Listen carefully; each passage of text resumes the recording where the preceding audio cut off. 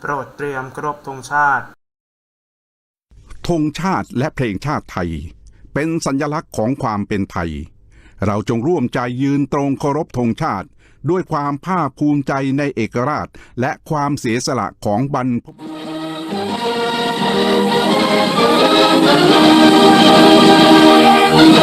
ุษ